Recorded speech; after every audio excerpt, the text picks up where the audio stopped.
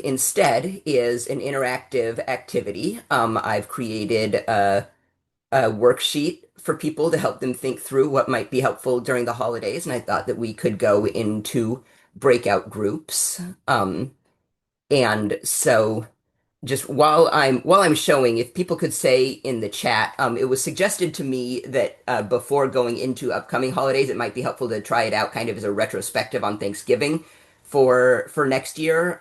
Is there anybody here who doesn't do Thanksgiving, or is that something that's going to be relevant for everybody? You could put in the chat uh, if that's not going to be relevant to you. As they're answering. Oh, good. Okay. I was going to say, Lucas, we can't see, but it's there. Okay. You Yeah. got it. Yeah, so here is the resource. Basically, I think it really helps to break things down into categories, help you think about what is going to be useful. And so I thought about, what is challenging about the holidays, about events in general. And I think the three big categories are, sensory difficulties. Holidays tend to bring a lot of new sensory things. There are lots of new smells. There's often light is a big piece of it. Crowds, wearing uncomfortable clothing, needing to eat unfamiliar food.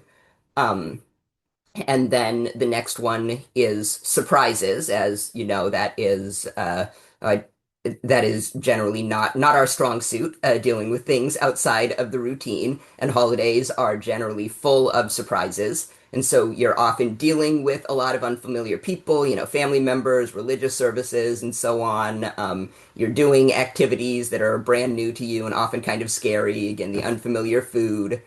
Um, a lot of times, holiday events are displacing the usual routine, whether that is a home routine that's changed up because you're doing special activities, being off of school, at at your religious services. Maybe things are handled differently from how they usually are. The songs are different, the way that things are decorated are different, and just really throwing off, for a lot of autistic people, the familiar routine is what kind of grounds them and helps them feel safe. And so if that is pulled away, then that's very disorienting. And there can be a lot of times no clear schedule. You don't know exactly what is going to be happening in a way that might be different. Again, being off school, and then social expectations are often a major difficulty during the holidays. You are expected to sit still more than you used to a lot of times. You might have to talk to strangers who have a lot of questions for you. There are new social routines that might be really confusing. Instead of saying hello and goodbye, now people are saying Merry Christmas, and that's confusing. What are you supposed to be doing? And so, I've got a place for you to got a place on this sheet for you to kind of think through the different categories and what might be arising. And depending on, how much you're doing, I've also the first sheet here is more general. Like let's say you have a day that has multiple activities planned, then this is just kind of doing quick notes on each activity through the day is likely to cause trouble, and then you can do a sheet for each one if you need to break it down more closely. And so, now that we have our categories of stressors, the sensory and the surprises and the social expectations, think the way that I think about it is kind of there's three ways that you can approach it then. You can modify the activity to make it less stressful. You can just allow them to use the coping strategies that they already have, which sometimes that's sometimes something we forget. We get kind of caught up in, oh, this is how people usually do it, and we try to stop them from doing things that actually aren't causing any harm. But if we let them do it, like we don't have to do anything, just letting them do it is going to take some of the stress off. And then you can also do things to prepare them, and maybe that is preparing them for it being stressful, or it may be that once they're prepared, it's actually not stressful anymore. Um, and so, looking at just ways to modify, uh, and just looking at ways to modify, you can keep the activity short. A lot of times that helps. They can participate for a little while, but there is a limit. You can use visual schedule to help them kind of understand what's going on, replacing hazards, like if you're using candles and they're just not at a place that they're ready for dealing with candles, you can try to come up with other things like an electric candle. And so, you can see it here and go through all of these. For the preparation, there's social stories. I'm guessing there's lots of social stories out there for the holidays already. Dress rehearsal, visit in advance, arrive early to check it out. And so, first off, I guess, does anybody have any questions about using this sheet, about applying these ideas? Okay, and it looks like I'm not seeing anybody saying that they don't do Thanksgiving. And so if we want to can break people into breakout rooms of three, uh, and you can go through. So does everybody have the sheet? I can, just in case I can put it in the chat in case anybody needs to download it again. We dropped And it in the chat for you, Lucas. oh, you But did? I want to point out there is one question that got hidden in there. Oh, It says, is putting time limits on events ahead of time? That was their question. So is it when you were talking about putting time limits, and please feel free to unmute and give more context or tell us more in the chat. Is it helpful? Is it helpful putting time limits on events ahead of time? Thank you. yeah, that's a great question. I mean, everybody is different, and so it's going to be a really case by case thing. But I think there are a lot of people where it is very helpful to know, I need to stick it out for this long, and then I can head out. I think that can be very comforting for a lot of people. Uh, it can be very helpful for some people to know, like even if they're enjoying it, it can be helpful to know, how long do I get to have before it ends? Kind of the more information possible. And the other thing that I'm thinking about with that is, again, part of the reason that I think it is important to be doing this very individualized approach rather than some sort of generalized list of rules is because there's so much variation from person to person. Some kids, um, you tell them, okay, we're just going to stay 20 minutes, and you stay the 20 minutes. After they're having a great time, and you don't want to be rigid about cutting it off there. And other kids, you need to know their limits, and like they're going to think they're having a great time, but 2 minutes past that, they're going to be having a meltdown. And so, uh, yeah, I think it can be very helpful, but you need to, and I guess I'm saying kids, but people in general, it can be very helpful, but you really need to know the individual that you're supporting because there is going to be so much variation. Thank you for answering. I'm not seeing any other questions. And I think what I'm going to do, I've got our rooms all set up. Lucas, I'm going to make you a co-host so that way you can go in and out of different rooms. Great. Um, and we will pause the recording at this point, and we can also, bring it back in a little bit later. Do you want to explain what you want people to do within the breakout rooms before we open those? Yeah, so let's start by doing let's start by doing a retrospective on Thanksgiving for people.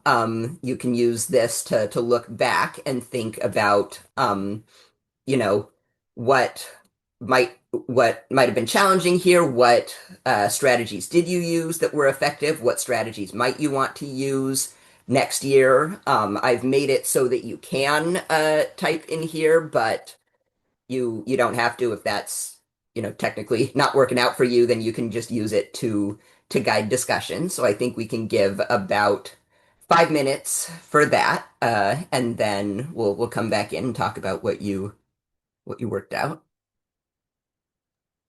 All right, then I'm going to go ahead and open up those rooms, and I'll upload to the chat again just to make sure that we get that handout, excuse me, the worksheet in there for everyone to access. If anyone has any trouble, send me a message and I'll make sure that you get it. Okay, it should also be in the email. So I'm going to open up those rooms. You said 5 minutes, Lucas. Hmm. All right, in you go, everyone.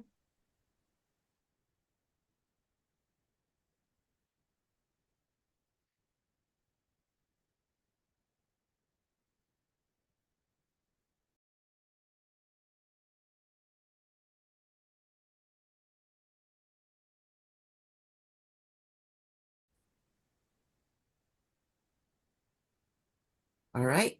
So Um, Thanks everybody. I was able to drop into a couple of rooms and sound like we still got some people trickling in. But while people are coming back in, if anybody wants to share in the chat or raise their hand, talk about what they discussed, if the format was helpful.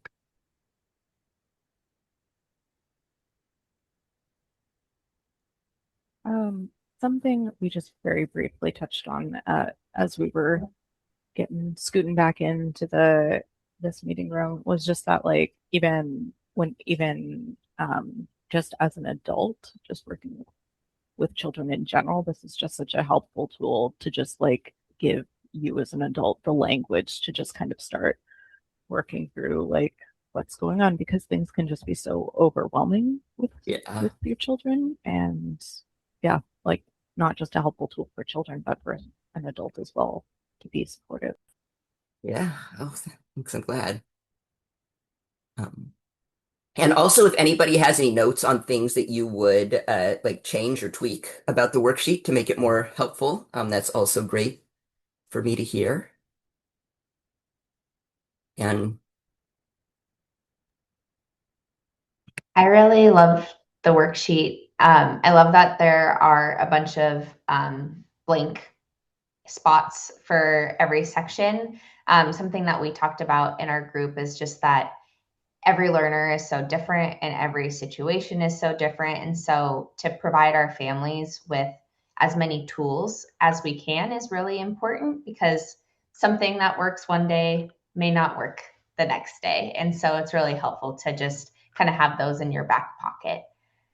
And then I also just talked about I experienced the holidays with my own child for the first time. She was 4 months going into oh, Thanksgiving, and both my husband and I have very large families. And so I definitely focused on those antecedent strategies, the ways to prepare, and also tackle any setting events, making sure she was well rested and fed to the best of my ability.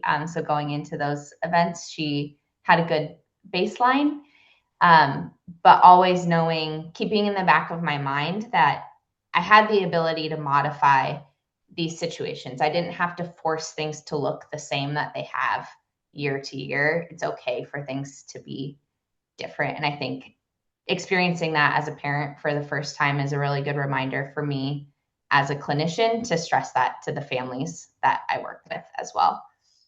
thank you. That's a really great point. I'm actually making a note to myself to add in like making sure that they're well rested and fed to the prepare sec as examples in the prepare section. Awesome. Um, so. I don't know how much we want to stick to the half like cutoff at my part at 10. If it would be it'd be helpful to do to go in and do the worksheet in preparation for the upcoming holidays.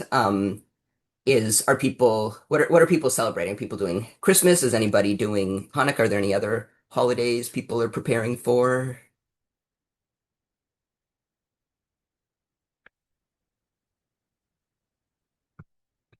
Is it all Christmas here? Okay, so then I think we could just put people in the the same groups or randomly. Um, all right. So, and how long should we do you think was 5 minutes a good amount of time? Um, I'm seeing some nodding. okay. Okay. All right, then let's put people in for 5 minutes. All right. I'm going to reopen those rooms, everyone. And if anyone gets stuck, let me know. I'll be here to help. And Dr. Harrington, you should be able to move between rooms still.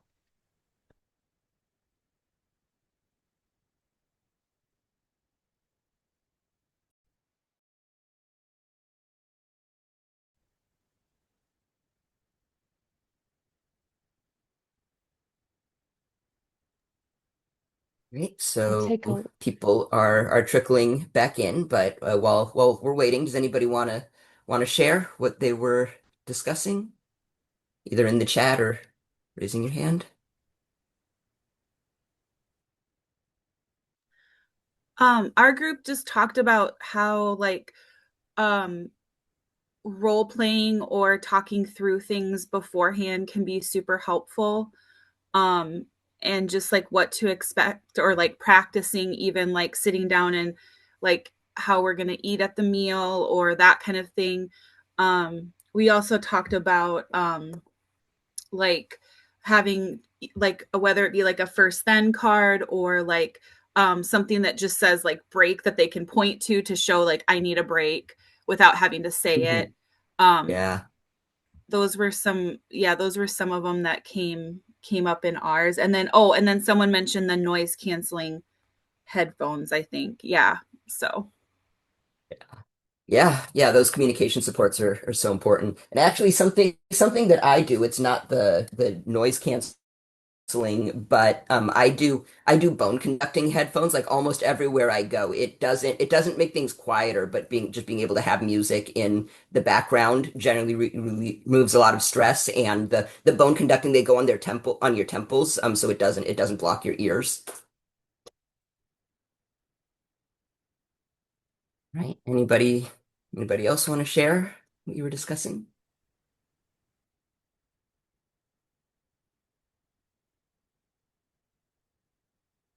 I think if you're going to like family events, also prepping the family members, like you're a part of their family, you're a loved one, and everyone should be understanding. And like if they can't, then just like let us know, then we can stay home. But yeah, but like if you want us there, please be accommodating to the best of your ability.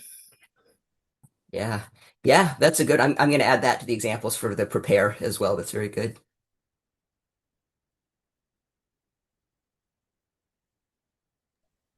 I forgot to mention this in our breakout room, but yeah, just even acknowledging how they're feeling, like if they're feeling stressed, Mm-hmm. or if they're, just if they look like they are kind of like, I don't want to say agitated, but yeah, just acknowledging if they're feeling like, oh, you look upset about it, or do you need a break, or something like that, or even if they have another one I heard, just like if they have like an idea to contribute to something, like oh, let's set it up this way, like oh, I want to put my plate here and we can put our plates here, or some, or napkins this way.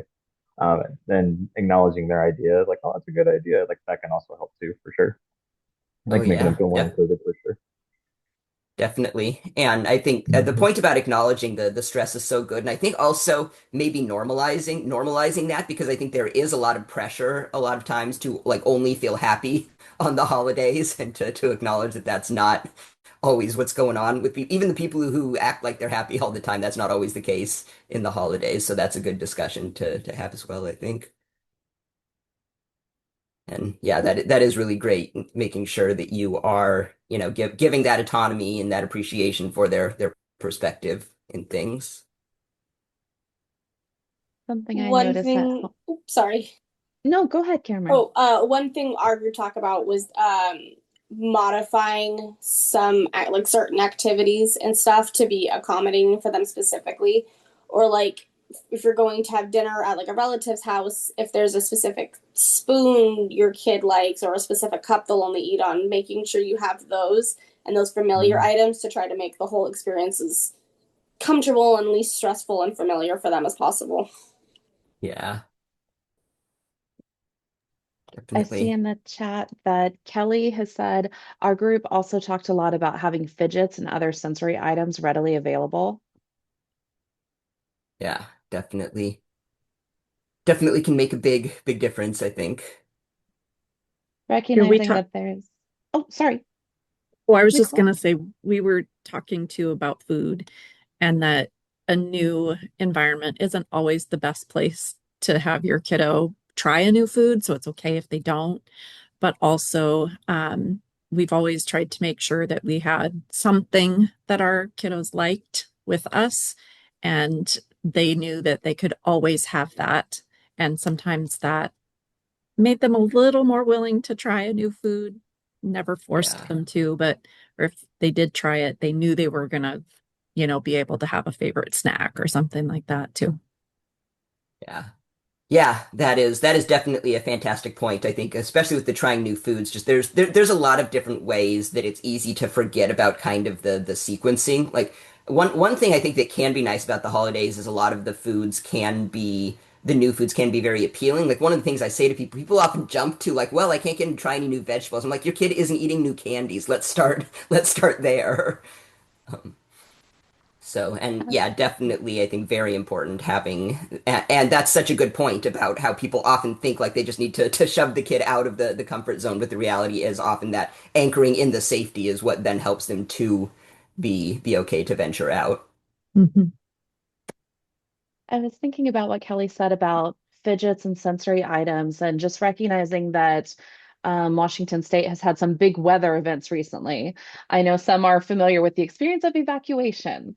And what we've learned from going through that process ourselves is sometimes you don't have a heavy weighted blanket with you because it didn't fit with everything else in the car, but you can swing by the dollar store and get long socks and stuff them with rice. You can make things in a pinch. So I know we get stuck on what we need and what we're used to using all the time, but also having some of those flexible ideas of, okay, so you didn't have the twisty ring that you usually use.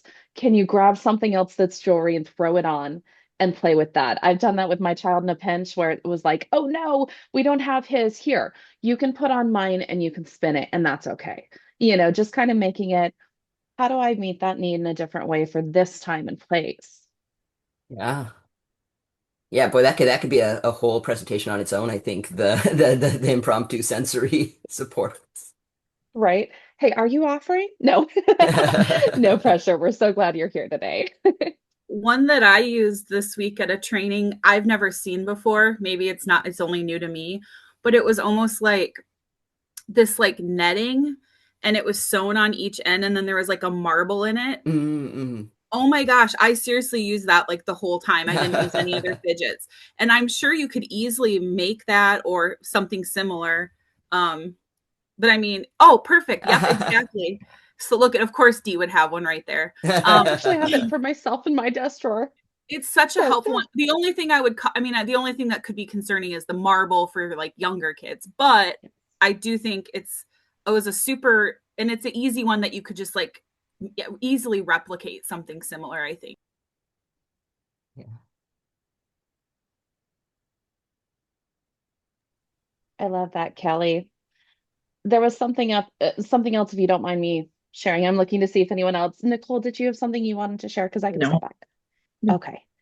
Something else that popped for me, looking at where you have social expectations and answering questions, um, making it okay by pre-discussing with the host, that in my case, it's my son, so he may need to walk away. You don't need to ask him if he's okay. He just Mhm. needs time, and that's okay. He needs space. He'll let you know if he needs anything, because otherwise, in that, I need to retreat. There's also I have to explain that I have to walk away and I have to answer 20 people who care. But Yeah. instead, he just needs a break. Yeah.